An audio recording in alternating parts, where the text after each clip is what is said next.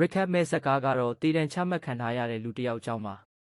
ဇလန်းကစတင်တာကတော့လူအုပ်ကြီးတစ်ခုရှိမှကျိုးပေါ်တင်ထားတဲ့လူတစ်ယောက်နဲ့ပါသူက execute ရင်အချိန်ကိုမိနစ်အနည်းငယ်သာကျွန်တော်တဲ့အချိန်ဒါပေမဲ့အခြားလူတွေလိုကြောက်ရွံ့မနေဘူးသူ့မျက်နှာမှာတော့ထူးဆန်းတဲ့အပြုံးတစ်ခု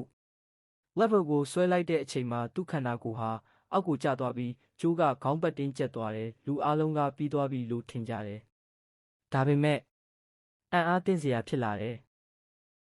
အလဲလေထဲမှာပဲသူဟာရုတ်တရက်ပြုံးပြီးခန္ဓာကိုယ်ကိုလှည့်ကာပေါ်ပါစွာ flip တစ်ခုလှုပ်လိုက်တဲ့ကျိုးကသူ့အတွက်တည်တံမဟုတ်ပဲဆွဲတစ်ခုလိုဖြစ်သွားတယ်လူအုပ်ထဲကလူကြီးတစ်ယောက်တောင်မူးလဲသွားတယ်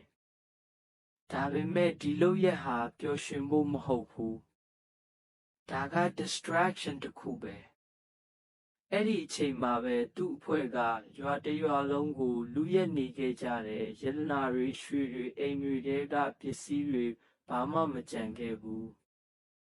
ဂေါ်တွေကတနတ်တွေကိုဆွဲထုတ်ကြတယ်ဒါပေမဲ့မပြစ်နိုင်ခင်မှာပဲသူ့အဖွဲ့ဝင်တယောက်ကလေထဲကိုဓာတ်တလက်ပစ်လိုက်တယ်ဓာတ်ကကျိုးကိုတိတိကျကျဖြတ်သွားတယ်